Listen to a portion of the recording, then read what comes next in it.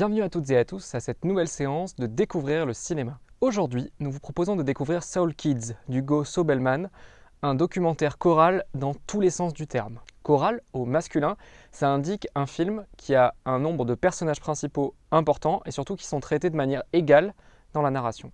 Et choral au féminin, c'est un terme que vous connaissez certainement plus, ça désigne un ensemble de chanteurs et de chanteuses. Ce film que vous allez voir, il montre non seulement des jeunes qui chantent, mais qui jouent aussi d'instruments de musique très différents au sein d'une école de musique très particulière, la Stax Music Academy à Memphis, au Tennessee.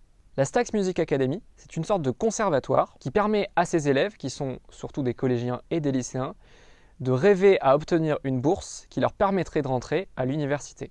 Vous le savez peut-être, mais les études aux États-Unis sont hors de prix, à tel point que certaines et certains s'endettent toute leur vie pour rembourser leurs prêts étudiants. En plus d'avoir une pratique artistique, être élève à la Stax Music Academy, c'est aussi et surtout assurer son avenir. Dans l'histoire de la musique américaine, Memphis est une ville qui compte. Ne serait-ce que parce que c'est ici qu'Elvis Presley a fait ses débuts. Dans les studios du label Sun Records, c'était en 1954. Et de manière plus anecdotique, c'est aussi dans cette ville qu'il est mort en 1977. Toujours à Memphis, de 1958 à 1975, c'est un label appelé Stax qui a révolutionné la musique soul. Même s'il n'a existé que pendant 17 ans et qu'il est bien moins connu que son concurrent du Nord, la Motown installée à Détroit, le label Stax a bien marqué l'histoire de la musique.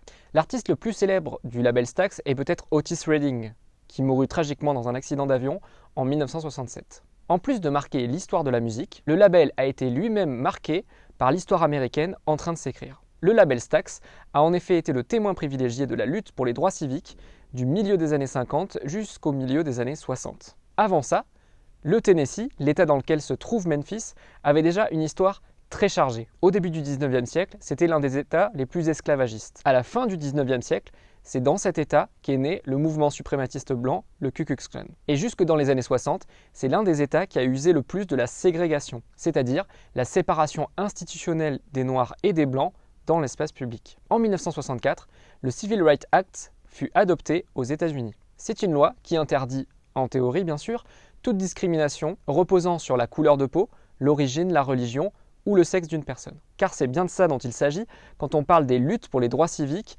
des années 50 et des années 60. Le combat des Noirs et des femmes pour ne plus être discriminés en fonction de leur couleur de peau ou de leur sexe. Le Civil Rights Act a donc été adopté en 1964, mais certains États, comme le Tennessee, ont rechigné à l'appliquer. Par exemple, à Memphis, au lieu d'ouvrir les piscines à tout le monde, y compris aux Noirs donc, la municipalité décida de les fermer purement et simplement. Le label Stax, qui a donc été en activité pendant cette période de la lutte pour les droits civiques, a permis de montrer que les Blancs et les Noirs pouvaient vivre en parfaite harmonie. C'est par exemple l'un des premiers labels à avoir produit des groupes mixtes, comme Booker T and the MGs. Alors ce nom ne vous dit peut-être absolument rien, et pourtant, écoutez.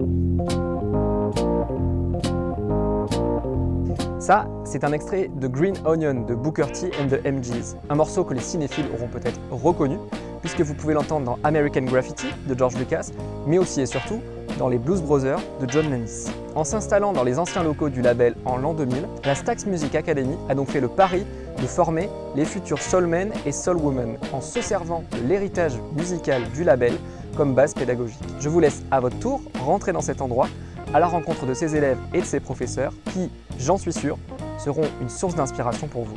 Je vous souhaite une bonne séance à toutes et à tous et à très bientôt pour une nouvelle découverte de cinéma.